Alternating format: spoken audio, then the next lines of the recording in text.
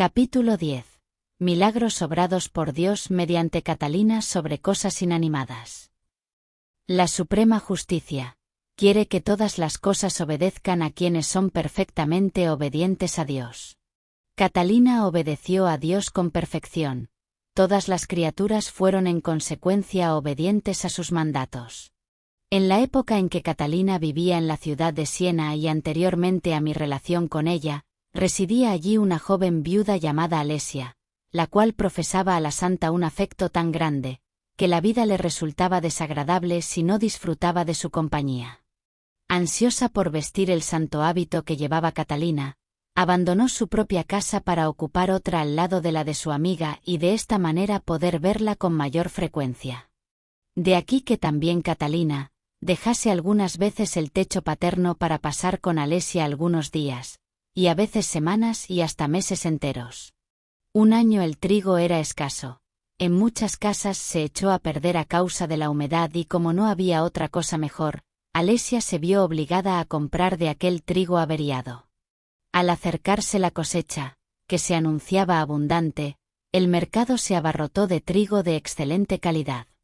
Alesia tenía en su casa harina hecha con el trigo en malas condiciones y pensó tirarla y renovar sus provisiones comprando grano del que acababa de ponerse en venta. Como hablase con Catalina acerca de sus propósitos, ésta le dijo: ¿por qué tirar lo que Dios ha dado para sostenimiento del hombre? Si no te agrada el sabor de ese pan, dáselo a los pobres que no tienen ninguno. Alesia contestó que sentía escrúpulos de conciencia en dar a los pobres un pan de tan mala calidad, y que prefería dar por perdida esa harina y hornear gran cantidad de pan con la nueva, y repartirlo entre los necesitados. Catalina replicó: prepara el agua y trae la harina que piensas tirar, yo haré el pan y se lo distribuiremos a los pobres de Jesucristo. Catalina amasó la harina, y con una pequeña cantidad de aquella pasta mala, hizo tantos panes y con tanta rapidez, que Alesia y sus criadas, que la estaban mirando, no podían salir de su asombro. Para el número de panes que la bendita Catalina presentó a su amiga, habría sido necesaria una cantidad de harina 4 o 5 veces mayor. Alesia los colocó en las tablas, como de costumbre, antes de ponerlos en el horno, notando con verdadero asombro, que aquella masa no tenía el mal olor que las hechas por ella con la misma harina. Cuando estuvo horneado el pan, Catalina hizo que lo sirviesen en la mesa. Los que comieron de él, declararon que no solamente carecía del mal sabor del otro pan, hecho con la misma harina, sino que jamás habían gustado un pan tan delicioso. El hecho fue puesto en conocimiento de Fray Tomás, quien fue acompañado por otros religiosos de gran saber, a enterarse de los detalles de aquel asunto. Estas personas piadosas quedaron llenas de admiración al ver la cantidad de panes que se habían hecho con tan poca harina, deshaciéndose también en elogios con respecto a la calidad del pan.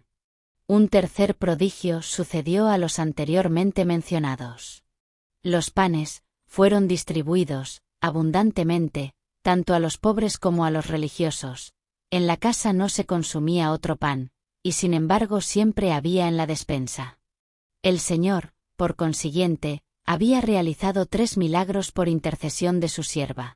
En primer lugar había corregido la mala calidad de la harina, luego aumentó la masa que se había formado con ella, y finalmente, multiplicó los panes en forma tal, que no obstante el consumo que se hizo de ellos, duraron sin agotarse varias semanas.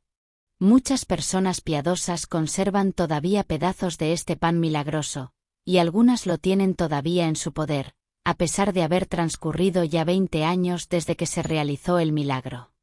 Catalina vivía todavía cuando yo tuve conocimiento del mencionado prodigio y como tuviese deseo de saber con mayores detalles lo ocurrido, la interrogué privadamente con respecto a tal acontecimiento. Ella me dio la siguiente respuesta: yo experimenté un ardiente deseo de evitar que se tirase lo que Dios había destinado para alimento nuestro, y al mismo tiempo sentí una gran compasión para con los pobres. Animada de estos sentimientos, fui a donde estaba el arca que contenía la harina. Entonces se me apareció la bendita Virgen María, acompañada por santos y ángeles, ordenándome que hiciese lo que había proyectado. Al mismo tiempo que yo amasaba la harina, ella se dignó ayudarme en el trabajo con sus santísimas manos. Fue la virtud que emanaba de sus sagradas manos, lo que aumentó la cantidad de los panes. Una vez que había dado forma a uno de ellos, me lo pasaba a mí y yo a mi vez se los entregaba a Alesia y a la sirvienta. Yo le dije entonces: «Madre, ahora no me admira que el pan tuviese un sabor tan delicioso, pues estaba amasado y formado por las gloriosas manos de la gran reina, en cuyo seno virginal, la augusta Trinidad tuvo a bien formar el pan bajado del cielo y que da la vida al creyente». Ayudando de esta manera a Catalina, la Madre del Mundo se dignó mostrarnos que, así como nos dio un pan milagroso aunque material, también por su intercesión llegaba a nosotros el pan espiritual de nuestra salvación. Habiendo hablado de esta multiplicación del pan, continuaremos con el mismo asunto, recordando lo que ocurrió en el último periodo de su vida. Mis testigos son dos hermanas de penitencia de Santo Domingo, que todavía viven y que en la actualidad se encuentran en Roma. La primera es Lisa, cuyo nombre resultará familiar a mis lectores. La segunda se llama Juana de Capo y entonces se encontraba en Siena. Las dos acompañaron a Catalina cuando el Papa Urbano VI, de feliz memoria, ordenó a la santa que fuese a la ciudad eterna. Catalina fue acompañada por numerosas personas, unas movidas por el deseo de visitar los lugares santos de la ciudad, otras para solicitar algún favor al soberano pontífice, y las más, atraídas por la conversación de Catalina, tan provechosa para el bien de las almas. Debo agregar también que, a ruego de la santa, el Papa autorizó a varios religiosos para que fuesen con ella a Roma. A todas estas acompañantes ofreció Catalina hospitalidad, ella que no tenía nada en el mundo, pero su confianza en Dios era tan grande, que no se habría arredrado ante la perspectiva de tener como huéspedes a un centenar de personas, pues sabía que los tesoros de Dios son inagotables. Al principio de su llegada solo tenía con ella a unas 24 compañeras, pero el número fue aumentando considerablemente. En la casa donde se hospedó con todo su séquito estableció un orden admirable. Una de sus asociadas era designada semanalmente para que se ocupase de las cosas domésticas, con el fin de que las demás pudiesen ocuparse de Dios, y cumplir las obras piadosas propias de su estancia en la ciudad santa, y que habían sido la razón principal de su viaje a la misma. A Juana de Capo le correspondieron las funciones de ama de casa. El pan que se consumía en la casa era obtenido de limosna. Catalina había recomendado a la persona que estuviese a cargo de este renglón, que avisase con un día de anticipación cuando iba a faltar el pan, pues así podrían tomarse las medidas conducentes a su obtención. Pues bien, Dios permitió que a Juana se le olvidase en una oportunidad esta recomendación. Una noche se terminó casi todo el pan y no solo no había avisado a Catalina, sino que no disponía de medio alguno para conseguirlo, apenas había pan para 4 personas. Juana, reconociendo su negligencia, fue pensativa y mortificada a dónde estaba Catalina para confesarle su falta, y solicitar su ayuda en aquella emergencia.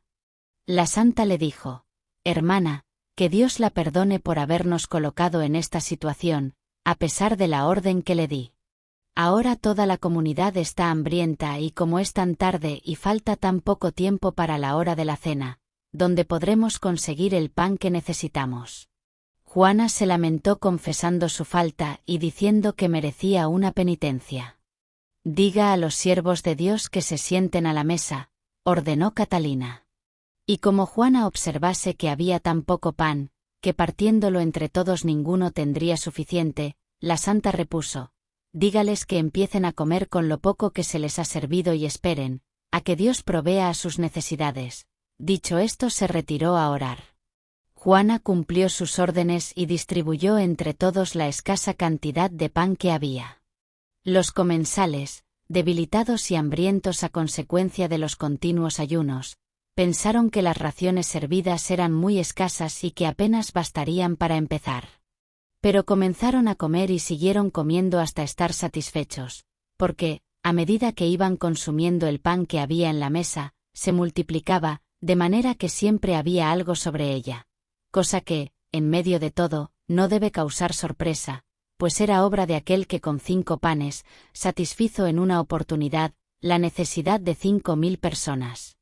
Todos los comensales estaban asombrados, pues el milagro era evidente y preguntaron en qué estaba ocupada Catalina en esos momentos.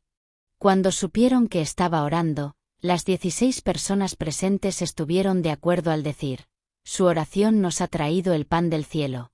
La pequeña cantidad que se nos sirvió, muy lejos de disminuir, ha aumentado. Después de la comida quedó tanta cantidad de pan sobre la mesa, que bastó para que comieran todas las hermanas de la casa y otras personas que luego participaron de él, quedando todavía gran cantidad, que luego se repartió como limosna a los pobres. Lina y Juana, que fueron testigos presenciales de este milagro, me refirieron otro parecido a él, realizado por Dios también por la intercesión de Catalina. Ocurrió en la misma casa y el mismo año, durante la Cuaresma y en una semana en que Francisca, una hermana de penitencia de Santo Domingo, compañera espiritual de la Santa en la tierra, y yo confío que también en el cielo, desempeñaba las funciones de ama de casa. No quiero pasar en silencio lo que me ocurrió a mí después de haberse ido Catalina a la mansión de los bienaventurados. Testigos de ello fueron todos los frailes, que por aquel entonces se encontraban en el convento de Siena. Sucedió hace casi 5 años. Yo estaba en dicha ciudad y a pedido de los hijos espirituales de la Santa, había empezado a escribir su vida. Se me ocurrió la idea de que la cabeza de la Santa, que había sido llevada de Roma a Siena y que yo había adornado lo mejor que supe, poniendo en ello toda la habilidad de que era capaz, todavía no había sido expuesta al público y honrada en la forma que le era debido. Pensé que podía designarse un día, para la solemne recepción de tan preciosa reliquia en el convento, y que los religiosos podrían cantar el oficio del día, puesto que no estaba permitido uno particular, ya que el sumo pontífice no la había inscripto aún en el catálogo de los bienaventurados. La fiesta se realizó, con gran satisfacción de religiosos y seglares, y de una manera especial, de aquellas personas a quienes ella había dirigido espiritualmente. Yo invité a sus discípulos más fieles al refectorio, y recomendé al hermano Lego, que les atendiese con particulares consideraciones. Cuando se hubieron terminado los oficios divinos y llegó el momento del almuerzo, el hermano encargado de la despensa se presentó ante el superior del convento, y le dijo con expresión melancólica que no había pan suficiente para los religiosos que comían en el primer turno y por lo tanto, tampoco lo habría para los invitados, que eran en número de 20. En vista de este informe, el prior trató de comprobar por sí mismo la situación. Una vez que lo hubo hecho, envió inmediatamente al hermano encargado del refectorio, junto con Fray Tomás, el primer confesor de la Santa, a las casas de algunos amigos de la orden, con el fin de que les facilitasen el pan que se necesitaba. Pero como tardasen demasiado en regresar, el prior ordenó que el pan que había en la casa fuese llevado a la mesa, donde estaban los invitados juntamente conmigo. Y como los que habían salido en busca del pan no regresaban, el prior dio orden a los religiosos que se sentasen a la mesa y que empezasen a comer.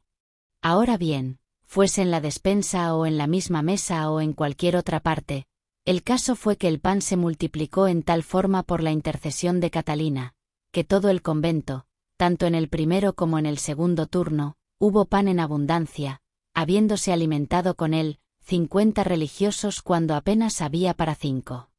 Cuando llegaron los frailes mendicantes, se les dijo que su colecta de pan serviría para otra vez, pues Dios había provisto abundantemente a las necesidades de sus siervos. Después de la comida conversé con nuestros invitados y estaba refiriéndome a las virtudes de Santa Catalina, cuando llegó el prior con otros religiosos y nos contaron el milagro que acababa de tener lugar. Entonces dije a mis oyentes: nuestra bendita Madre no ha querido privarnos en el día de su fiesta, de un prodigio que realizó con frecuencia durante su paso sobre la tierra. Esta es una prueba de que acepta nuestro homenaje y está con nosotros. Demos pues gracias a Dios y a ella, por su maternal bondad. Además de los hechos maravillosos anteriormente relatados, Dios obró muchos otros milagros por intercesión de su esposa. Sobre Flores, por ejemplo, pues la santa era muy aficionada a esta poesía de la naturaleza, sobre objetos rotos o dañados, y sobre toda clase de cosas inanimadas, pero quiero pasarlos por alto para no incurrir en prolijidad. Sin embargo, voy a permitirme narrar un hecho atestiguado por más de 20 personas, entre las cuales me cuento, y que es muy conocido de los ciudadanos de Pisa. En el año 1375, Catalina y su comitiva se alojaron en la casa de Gerardo Buonconti. Durante su estada en dicha ciudad, los continuos éxtasis debilitaron en tal forma su cuerpo, que todos pensamos estaba a punto de morir.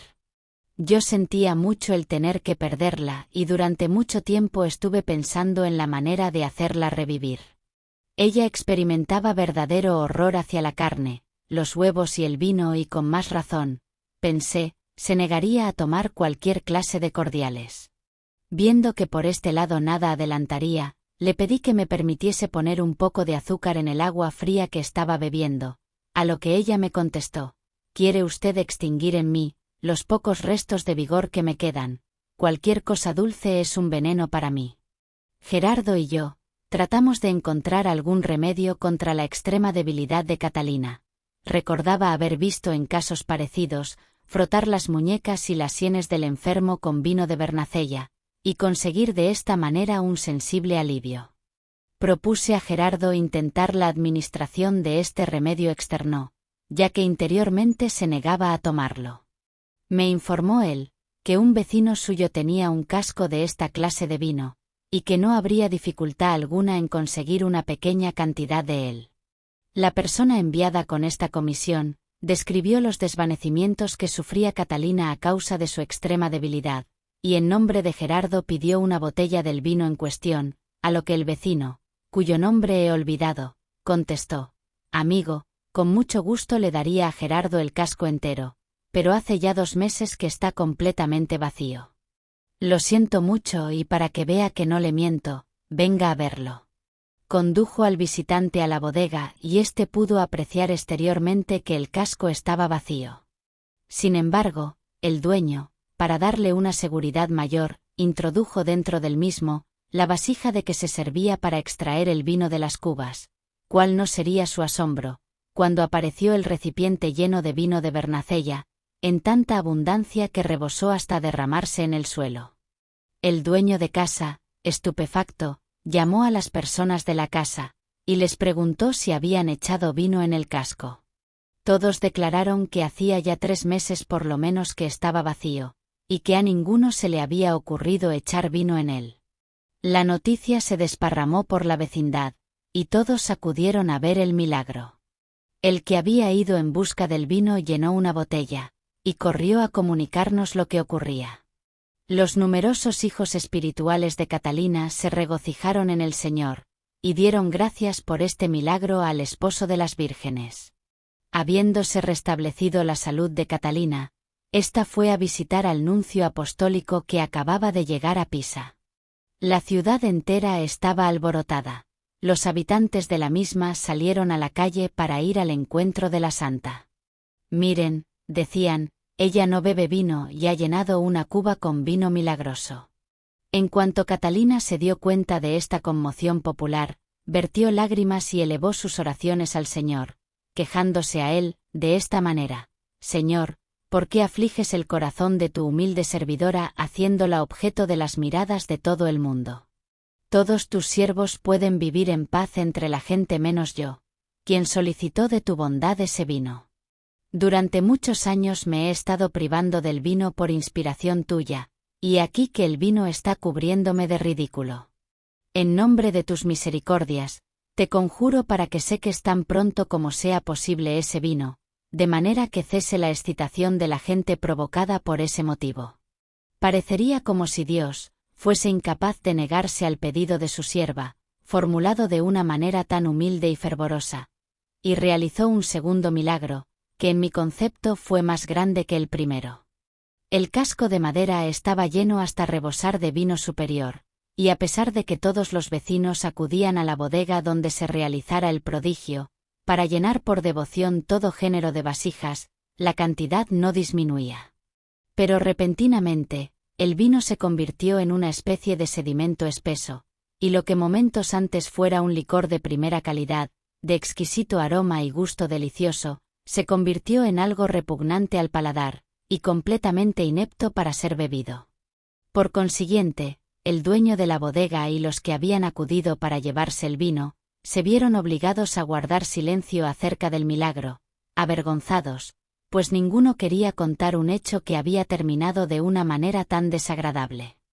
Hasta los mismos discípulos de Catalina se sintieron defraudados por el cambio, aunque se mostraron alegres por lo ocurrido, y dieron gracias a Dios por haber librado a su esposa de las atenciones de los hombres. En el primer milagro mostró nuestro Señor cuán agradable era Catalina ante sus ojos, y en el segundo, cuán profundamente sumisa era ella a la divina voluntad.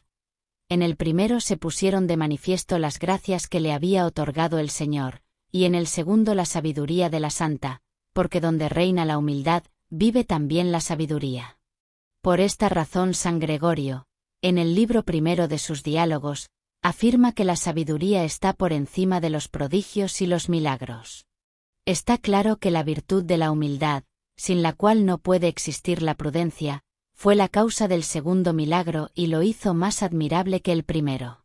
Pero el corazón carnal no puede comprender estas cosas y esto no es de extrañar, porque la prudencia de la carne no es ni puede ser sumisa a la voluntad de Dios. Capítulo 11. Frecuentes comuniones de Catalina y milagros eucarísticos. Querido lector, Dios sabe que sería mi deseo dar por terminada esta biografía, a causa de las numerosas ocupaciones que me apremian por todas partes. Pero cuando medito en la vida de Catalina, son tantos los hechos maravillosos que se ofrecen a mi mente, que en conciencia me veo obligado a agregar cada día cosas nuevas, y a ampliar este volumen más allá de los límites que me había propuesto al principio. Es bien sabido de aquellos que están al tanto de la vida de Catalina, con cuánto respeto y cuán profunda devoción se acercaba al cuerpo de nuestro Señor, encerrado en la Sagrada Eucaristía. Era voz pública que comulgaba todos los días y que podía vivir sin tomar ninguna clase de alimentos. Esto no es exacto, pero quienes lo decían lo creían piadosamente y glorificaban por ello a Dios que obra maravillas en sus santos. Catalina no recibía diariamente la Sagrada Comunión, sino con mucha frecuencia. Algunas personas, que más tenían de infieles que de cristianas, murmuraban de estas comuniones frecuentes. Por lo tanto consideré como una obligación mía, defender a la santa. Estas personas no encontraron argumentos para oponer a las razones que les ofrecí, razones basadas todas ellas en las vidas y los escritos de los santos, y las prácticas de la Iglesia.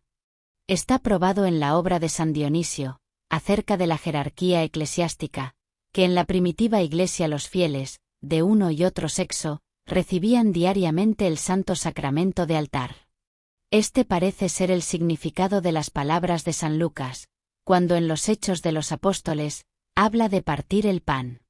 Y en una ocasión agrega cum exultationes, es decir, con alegría, palabras que solamente pueden aplicarse al alimento eucarístico. En la cuarta petición de la oración dominical, en la que solicitamos del Señor el pan nuestro de cada día, se hace referencia a la Sagrada Comunión. Esta interpretación, lejos de rechazarse, debe ser aceptada con amor.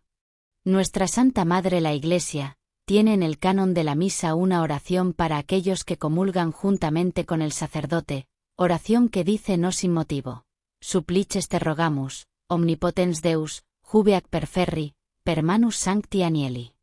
Humildemente te rogamos, oh Dios omnipotente, que esta hostia sea llevada por las manos de los santos ángeles.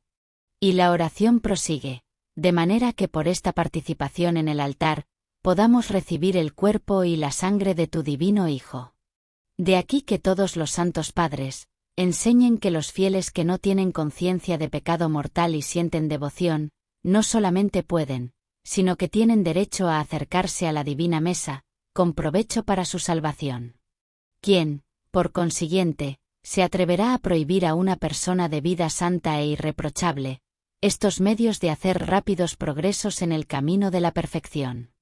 No vacilo en afirmar que negar la Sagrada Eucaristía a quienes humildemente solicitan este sacramento conmemorativo de la pasión y muerte de nuestro Señor, les hacen un considerable mal.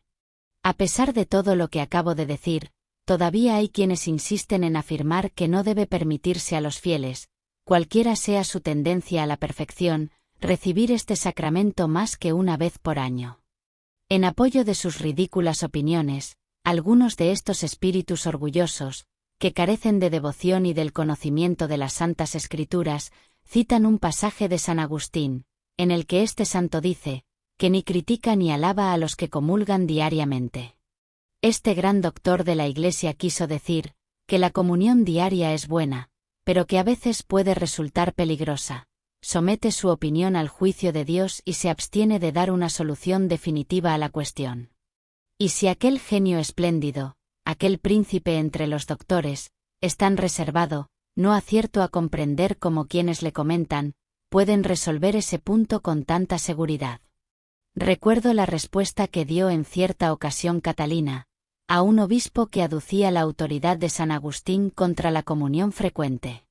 Si San Agustín, le dijo la santa, no la censura, no comprendo por qué la censura usted. Al citar su autoridad con ese fin, vuestra señoría se coloca frente a él. El gran doctor Santo Tomás de Aquino, examina la utilidad que pueden reportar los fieles de la comunión frecuente y aun diaria y termina diciendo, la comunión frecuente aumenta la devoción de quien la recibe, pero a veces disminuye su respeto. De donde se infiere que todo cristiano debe cultivar y poseer la devoción y el respeto debidos al más grande de los sacramentos, y que cuando se percata de que la comunión frecuente hace disminuir ese respeto, debe, con el fin de renovarlo y acrecentarlo, abstenerse por algún tiempo. Pero si comprende que ese respeto, en lugar de disminuir, aumenta, debe recibir la Sagrada Eucaristía con frecuencia, porque un alma bien dispuesta, adquiere necesariamente grandes gracias mediante la recepción de tan admirable y eficaz sacramento. Esta es la opinión del doctor Angélico, cuya doctrina siguió nuestra santa en todo sentido. Comulgaba con frecuencia y a veces se negaba ese consuelo, aunque deseaba siempre estar unida a su divino esposo mediante la adorable Eucaristía. Su ardiente caridad la inclinaba hacia aquel a quien amaba con todas las fuerzas de su corazón. Tanta era la intensidad de sus deseos, que el día en que se privaba de la Sagrada Comunión, su cuerpo sufría en forma parecida a como sufren los que, durante mucho tiempo, han estado sometidos a una violenta enfermedad. Frecuentemente, la acometían trastornos internos que se manifestaban en el exterior, y esto era debido a cierto religioso de pocas luces, que la dirigía espiritualmente como superior de las hermanas de penitencia, y a algunas personas hacia quienes Catalina experimentaba entrañable afecto. Este fue el motivo por el que Catalina encontró mayor consuelo en mi dirección espiritual que en la de mis antecesores. Yo hice siempre lo posible para que obtuviese el consuelo que tanto deseaba. Ella lo sabía, y cuando suspiraba por el pan de los ángeles, solía decirme, Padre, tengo hambre, por el amor de Dios, de alimento a mi alma. Esto fue lo que movió al Papa Gregorio XI a darle permiso mediante una bula, para que siempre estuviese a su disposición un sacerdote provisto de un altar portátil, de manera que en cualquier lugar donde se encontrara y sin otra autorización, pudiese oír misa y recibir la Sagrada Comunión. Una vez hechas estas aclaraciones, voy a narrar un milagro del que yo solo fui testigo. Confieso que preferiría no relatarlo, pero en conciencia no puedo pasarlo en silencio, pues se trata del honor de Dios y de la bienaventurada Catalina. Después de nuestro regreso de Aviñón a Siena, visitamos en los alrededores de la ciudad a algunos siervos de Dios con el fin de consolarnos mutuamente en el Señor. Volvemos para la fiesta de San Juan Evangelista y cuando llegamos a la casa de Catalina ya había pasado la hora de tercia. La santa se volvió hacia mí y me dijo, Padre, usted no sabe lo hambrienta que está mi alma. Yo comprendí lo que quería decir y le contesté, la hora de decir misa ha pasado, y además, me encuentro tan cansado que sería muy difícil prepararme. Ella permaneció unos instantes en silencio, pero sin poder contener la expresión de su deseo, me dijo de nuevo, estoy hambrienta. Yo accedí entonces a su deseo, y nos dirigimos a la capilla que había en la casa por especial concesión del Padre Santo. La confesé, me revestí de los ornamentos sacerdotales y celebré la misa del día. Consagré una hostia pequeña para ella, y una vez que yo hube comulgado, me volví para darle la absolución ordinaria. Su expresión era angelical, estaba bañada en luz y tan cambiada, que vacilé en reconocerla, y dije interiormente, «Es el Señor realmente tu fiel y amado esposo». Al volverme de nuevo de cara al altar, agregué mentalmente, «Ven, Señor, a tu esposa». En este mismo instante, la sagrada hostia se movió antes de que la tocase, y se puso a menos de 3 dedos de distancia de la patena que yo tenía en mi mano. Yo tenía la mente tan ocupada con la luz, que había visto brotar del rostro de Catalina y con el movimiento de la sagrada hostia, que había visto de una manera tan distinta, que no recuerdo perfectamente si se puso sola sobre la patena o la puse yo. No me atrevo a afirmarlo, pero creo que se puso ella sola. Dios me es testigo de que estoy diciendo la verdad, pero si alguien no quiere dar crédito a mi afirmación, a causa de mis defectos y de la vida imperfecta que observa en mí, recuerde que el poder del Salvador se manifiesta no solamente en los hombres, sino hasta en los animales destituidos de razón. Y que los secretos de Dios son revelados no solo a los grandes, sino también a los insignificantes. Recuerde también aquellas palabras de la verdad revelada, no he venido a llamar a los justos, sino a los pecadores. Y por lo que respecta al menosprecio de los pecadores, leamos lo que dice el libro inspirado. Aprended que quiero la misericordia y no el sacrificio. Yo me limito a defender lo que se refiere a los pecadores, que los justos y los siervos de Dios me perdonen, como estoy seguro que lo harán, porque los servidores de Dios están llenos de misericordia. Si otros que no sean esos me juzgan, su juicio nada vale. Si yo permanezco firme o si caigo, solo Dios es mi juez. Él ve cuando me detengo en el camino o cuando caigo. Él es mi dueño y sabe que he dicho la verdad. No puedo suponer que aquello fue una ilusión de Satanás, pues ocurrió durante la celebración de tan augusto sacrificio. Estoy seguro de que vi a la sagrada hostia moverse, sin ayuda de ningún medio exterior, y avanzar hacia mí en el momento en que yo decía interiormente, «Ven, Señor, a tu esposa». Que aquellos que creen alaban a Dios y en cuanto a los otros, estoy seguro de que algún día reconocerán su error. Comencé describiendo algo que me ocurrió a mí solo. Ahora voy a relatar un prodigio que creo no menos merecedor de atención. Los que confían en mis palabras, descubrirán cuán agradable era para nuestro Salvador, el que Catalina desease de una manera tan fervorosa recibirlo en la Sagrada Eucaristía. Si mi memoria no me es infiel, este hecho sucedió antes que el que acabo de referir, pero la fecha no es esencial para que su relato sea verídico. Por orden de mis superiores estaba yo en Siena y desempeñaba el cargo de lector. Cuando se inició mi relación con Catalina, y puse cuanto estaba de mi parte con el fin de procurarle el privilegio de recibir la Sagrada Comunión. En consecuencia, cuando deseaba aproximarse a la Sagrada Mesa, se dirigía a mí con más confianza que a cualquiera otro religioso del convento. Una mañana experimentaba Catalina ardientes deseos de recibir la comunión. El dolor del costado y otras molestias la hacían sufrir en forma más intensa que de ordinario. Pero este obstáculo no hacía más que acrecentar su deseo. Envió, pues, la santa a una de sus compañeras, quien me encontró en el momento en que yo entraba en la iglesia para decir misa, y me dijo que esperase un poco para comenzar el santo sacrificio, pues Catalina tenía grandes deseos de recibir la Sagrada Comunión. Yo asentí con la mejor voluntad y después de haber recitado mi oficio, continué esperando a que llegase. Catalina había entrado en la iglesia sin darme yo cuenta de ello, a la hora de tercia, con la esperanza de satisfacer su piadoso deseo. Pero sus compañeras, viendo lo tarde que era, y sabiendo que después de recibir la comunión permanecería varias horas en éxtasis, intentaron privarla ese día de comulgar. Ella, siempre humilde y discreta, no intentó contradecirlas, pero buscó refugio en la oración.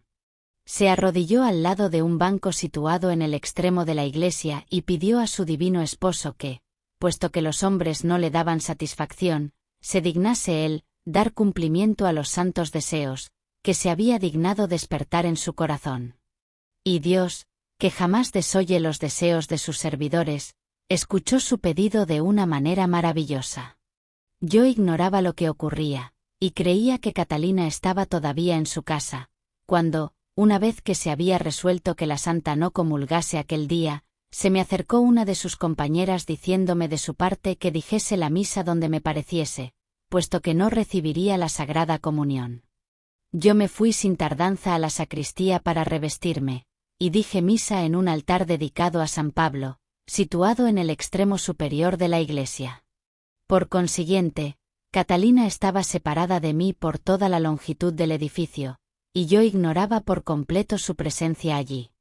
Después de la consagración y del Pater Noster, traté, de acuerdo con los sagrados ritos, dividir la hostia.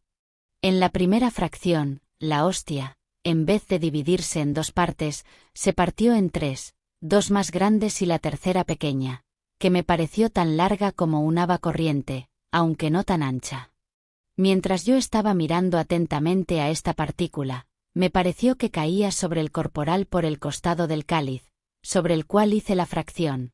Vi con claridad que descendía hacia el altar, pero no me fue posible distinguirla sobre el corporal. Suponiendo que la blancura del corporal me impedía distinguir esta partícula, partí otra, y después de decir el Agnus Dei, consumí la sagrada hostia. Tan pronto como tuve libre la mano derecha, traté de encontrar con ella la partícula que se me había caído, palpando en el lugar donde me parecía que debía encontrarse, o sea al lado del cáliz, pero no la encontré. Extraordinariamente mortificado por esto, di fin a la Santa Misa y renové mi búsqueda examinando con detención todo el corporal, pero ni la vista ni el tacto descubrieron lo que buscaba. Estaba tan afligido que hasta lloré. Una vez que se hubieron retirado, las personas que asistían al santo sacrificio, volví a la tarea y no solamente examiné ya con mayor cuidado el corporal, sino todo el altar con el mismo resultado negativo. No podía creer que la partícula hubiese caído detrás del altar, porque el fondo del mismo estaba formado por un cuadro de grandes dimensiones, aunque creía recordar que al escaparse de mis manos había tomado esa dirección. Para mayor seguridad miré detenidamente a ambos lados y hasta en el suelo. Finalmente, viendo que no conseguía dar con ella, resolví consultar el caso con el padre prior del convento.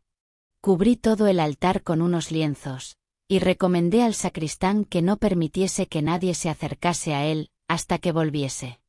Me retiré a la sacristía y apenas me había despojado de los ornamentos sacerdotales, cuando llegó el padre Cristóbal, prior de los Cartujos. Yo le conocía mucho y sentía gran afecto hacia él. El objeto de su visita era obtener por mi mediación una entrevista con Catalina. Le pedí que me esperase unos instantes, pues tenía que hablar largamente con mi superior, y el padre me contestó: «Hoy es día de ayuno solemne y debo retornar inmediatamente a mi monasterio. Usted sabe que está muy lejos de la ciudad. Por el amor de Dios, no me tenga esperando mucho tiempo, porque tengo que hablar con Catalina para un asunto de conciencia». Pedí entonces al sacristán que montase la guardia al lado del altar hasta mi regreso, y fui con el religioso a la casa de Catalina, donde me informaron que ésta se encontraba en la iglesia de los frailes. Yo me asombré no poco y volví con mi acompañante a la iglesia, donde efectivamente encontré a Catalina con sus discípulas en la parte más alejada del altar mayor. La santa estaba arrodillada y sumida en éxtasis. Como todavía estaba disgustado por lo que acababa de ocurrirme, pedí a las personas que la rodeaban que tratasen de hacerla volver en sí por cualquier medio, pues tenía mucho apuro en hablar con ella. Obedecieron y mientras yo esperaba sentado en un banco con mi amigo, le conté en voz baja y en pocas palabras lo que me había ocurrido, manifestándole al mismo tiempo el estado de angustia en que me encontraba. Él sonrió, como si conociese ya los detalles de lo que le contaba, y me dijo: «¿No buscó usted con la debida diligencia?». Y al contestarle afirmativamente, repuso: Entonces, ¿por qué se aflige tanto? Y de nuevo sonrió. Guardé silencio durante su conversación con Catalina, que fue muy breve, y una vez que obtuvo la respuesta que buscaba, se retiró. Yo estaba ya un poco más tranquilo y cuando estuve a solas con la santa, le dije: «Madre, estoy convencido que fue usted quien tomó la sagrada partícula de mis manos», a lo que ella contestó humildemente: «No me acuse de eso, padre, no fui yo sino otro, y puedo informarle que usted no la encontrará». Entonces la obligué a explicarse. «Padre», me dijo, «no se aflija más por lo que se refiere a ese asunto. Le diré la verdad como a confesor y padre espiritual mío. Esa partícula de la sagrada hostia me fue traída y ofrecida para que la recibiera por nuestro Señor Jesucristo en persona. Mis compañeras me convencieron a que no comulgase hoy, con el fin de evitar ciertas habladurías. Yo no quería causarles molestias y accedí, pero al mismo tiempo puse el asunto en manos de mi divino esposo, quien se me apareció y me entregó, con sus sagradas manos, la partícula que usted acababa de consagrar. Regocíjese por consiguiente en él, pues he recibido en este día una gracia, por la cual jamás podré dar suficientes gracias a mi Salvador». Esta explicación cambió mi tristeza en alegría, y tan alentado me sentí por ella, que ya no volví a experimentar la menor ansiedad. Refiero estos milagros para que ni Dios ni los hombres me acusen de ingratitud o de negligencia. Ahora, pasaré a otros que me han sido narrados por testigos presenciales de los mismos. Varias personas dignas de todo crédito me han asegurado que mientras asistían a la Santa Misa en que Catalina recibía la comunión, vieron distintamente que la sagrada hostia escapaba de las manos del sacerdote y volaba a la boca de la santa. Me han asegurado que este prodigio ocurrió hasta cuando era yo quien le daba la comunión. Yo debo decir que jamás noté esto con toda claridad, sino que únicamente percibí cierto temblor en la hostia cuando la acercaba a sus labios. Entraba en su boca como si se tratase de una piedrecita arrojada con fuerza desde cierta distancia. Fray Bartolomé de Santo Domingo, profesor de Sagrada Escritura y actualmente provincial de la provincia romana de mi orden, me dijo también que cuando daba la comunión a Catalina, sentía que la sagrada hostia escapaba de su mano, a pesar de los esfuerzos que hacía por retenerla. No me atrevo ni a afirmarlo ni a negarlo, y dejo a la piedad de mis lectores que decida con respecto a este punto. Concluyo el relato de los milagros referentes a la Sagrada Eucaristía, para decir unas palabras con respecto a los relacionados con las reliquias de los santos. Le fue revelado a Catalina, que en el reino de los cielos, disfrutaría de la misma jerarquía que Santa Inés de Montepulciano, y que gozaría al lado de ella de las delicias celestiales. De aquí el que desease, ardientemente, visitar sus reliquias, con el fin de disfrutar en esta vida un anticipo de la felicidad de ser su compañera en la eternidad. Y para que el lector sepa quién fue la hermana Inés de Montepulciano, y pueda darse idea de los prodigios obrados por su intercesión, debo informarle que por orden de mis superiores fui, durante 10 años, director del monasterio donde reposa el cuerpo de esa Santa Virgen. Leyendo los manuscritos que se conservan allí, y por lo que me refirieron 4 hermanas que habían vivido bajo su dirección, y que aún están vivas, encontré el material suficiente para escribir la historia de su vida. Ahora voy a recapitular en pocas palabras aquella obra de mi juventud, con el propósito de dar una idea de la santidad de la bienaventurada Inés, quien aún no ha sido inscripta en el catálogo de los santos. La divina bondad le anticipó tanto sus bendiciones, que en el momento de su entrada en este mundo, una gran luz sobrenatural llenó la casa de la Madre para expresar, mediante ella, los grandes merecimientos con que Dios había dotado a esta criatura en el mismo instante en que nació. Luego, cada año sucesivo de su existencia, la fue adornando con virtudes siempre más grandes y más bellas. Fundó 2 conventos de monjas y en el segundo, que es donde reposan sus restos, realizó en vida numerosos y brillantes milagros, que fueron multiplicados y sobrepasados después de muerta. Entre esos prodigios hay uno que aún subsiste. Su cuerpo virginal nunca fue entregado a la tierra y se conserva todavía milagrosamente intacto. Se intentó embalsamarle a causa de los admirables hechos que realizó en vida, pero al hacerlo brotó de sus extremidades gota a gota un precioso líquido, que las hermanas del convento guardaron en un vaso de cristal donde puede verse al presente. En el momento de su muerte, que tuvo lugar durante la noche, unos niñitos que reposaban en sus cunas dijeron a sus padres: «La hermana Inés está dejando su cuerpo y convirtiéndose en una santa del cielo». Por la mañana, un gran número de jovencitas se reunieron por inspiración de Dios, y sin querer admitir entre ellas a ninguna mujer casada, y llevando velas encendidas, se dirigieron en procesión al monasterio, para ofrecer a aquella alma pura un homenaje digno de sus méritos. Dios manifestó su santidad por medio de otros prodigios, de aquí que los habitantes de la región honren todos los años su memoria, llevando a su tumba gran cantidad de velas de cera. Catalina, a quien referí estos detalles, sintió grandes deseos de ver y de venerar el cuerpo de la bienaventurada Inés, pero, siempre obediente, solicitó permiso para ello de mí y de su otro confesor. Se lo concedimos con la intención de seguirla, y ver si Dios quería obrar algún prodigio al encuentro de estas dos sus queridas esposas.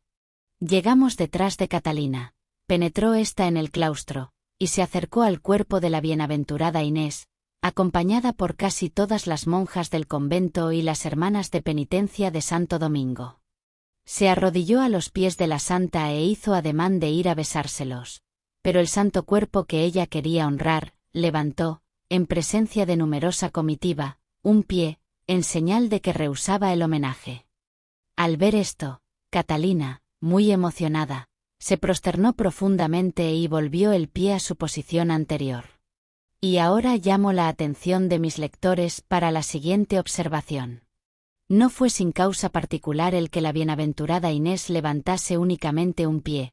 De haber levantado los dos, podría haberse dado lugar a que se sospechase, que mediante alguna superchería, había ejecutado ese movimiento, o sea, retirar ambas piernas con ayuda de algún mecanismo oculto aplicado al cuerpo. Pero como solamente movió uno, resulta evidente que el divino poder obró en este caso contra las leyes de la naturaleza. Tengo mis motivos para hacer esta observación, porque al día siguiente, cuando llegamos a nuestro convento, se habló mucho del milagro que el Señor había realizado en honor de aquellas dos almas elegidas. Algunas monjas que fueron testigos del prodigio, calumniaron la obra de Dios, como los antiguos fariseos que decían: «Es en nombre de Belcebú, el príncipe de la maldad, que él echa los demonios del cuerpo». En consecuencia, como yo había recibido del prior provincial autoridad sobre aquel monasterio, reuní en conferencia a todas las monjas, de acuerdo con las reglas de la orden, e hice un examen minucioso del milagro bajo el precepto de la santa obediencia. Hice venir a mi presencia a una de las monjas que habían manifestado mayor oposición, y le pregunté si el hecho se había realizado en la forma que decían los demás testigos. Ella lo reconoció así en presencia de todas, pero agregó que la intención de la santa no era tal como creían los demás. Yo le repliqué: «Mi hermana muy querida, yo no le pregunto a usted la intención de la bienaventurada Inés. Todos nosotros sabemos que usted no es ni su secretaria ni su confidente. Me limito a preguntarle si usted vio que el pie se levantaba por sí mismo». Ella contestó: «Sí». Le impuse una penitencia por sus divagaciones, para gloria de Dios y ejemplo de las demás. Refiero esto aquí, con el fin de dar una mayor prueba de la verdad. Algún tiempo después, Catalina volvió de nuevo al convento de Inés, para consagrar a dos de sus sobrinas al servicio del Señor. Tan pronto como llegó se dirigió, como la primera vez, al lugar donde reposaba el cuerpo de la santa fundadora, acompañada por algunas monjas y hermanas de penitencia, y no se colocó a los pies del cuerpo, sino a la cabeza. Lo hizo, pienso yo, por humildad, para evitar lo que ocurrió cuando quiso besarle los pies. Puso la cara sobre el paño de oro y seda que cubría el rostro de Inés y así permaneció durante largo rato. Luego se volvió hacia Lisa, la madre de las dos jóvenes, y le preguntó sonriendo: «¿Cómo es que no ves el presente que el cielo nos envía? No seas desagradecida». Al oír estas palabras, Lisa y las demás personas que estaban presentes alzaron la mirada, y vieron caer una lluvia de maná finísima, que caía en abundantes copos, y que iba cubriendo no solamente a las dos santas, sino a todos los presentes con tal abundancia, que Lisa llenó las manos con él.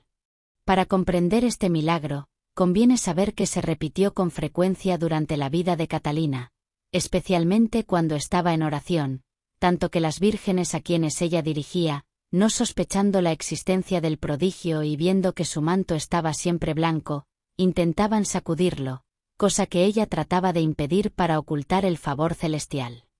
La bienaventurada Inés sabía que la bienaventurada Catalina sería, algún día, su compañera en las moradas celestiales, de aquí que desease amistosamente compartir con ella sus gracias y sus favores, aun antes de que llegase el momento de encontrarse para toda la eternidad. El maná, por la nívea blancura y lo sumamente fino de su grano, es símbolo de pureza y de humildad, virtudes ambas que brillan de una manera particular en ambas vírgenes, como puede verse en las historias de una y de otra, que Dios, en su misericordia, ha permitido que yo escriba. El milagro que acabo de referir, tuvo por testigos a varias de las compañeras de la santa, y a su hermana Lisa, que vive todavía. Varias monjas del convento que lo presenciaron, han afirmado delante de algunos frailes de mi orden que estaban conmigo, haber ocurrido en la forma narrada. De los testigos muchos han muerto, pero tanto yo como mis hermanos de religión, recordamos perfectamente sus deposiciones. Además, Lisa consiguió reunir a cierta cantidad del maná, lo mostró frecuentemente y dio pequeñas porciones de él a algunas personas de su relación. Dios realizó también por intercesión de su fiel esposa muchas cosas admirables, que no están escritas en este libro. Lo que figura en el relato lo he dicho por el honor y gloria del santo nombre de Dios, y para tranquilidad de mi conciencia. No he querido menospreciar la gracia proveniente de arriba, ni guardar el talento que se me confió, lo he colocado de acuerdo con lo mejor de mi habilidad, de manera que algún día pueda servir para la mayor gloria del Divino Maestro.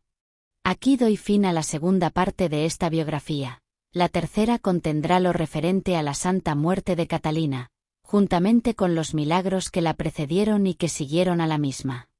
Ojalá estos 3 libros rindan inmortal alabanza, honor y gloria a la por siempre bendecida Santísima Trinidad. Amén.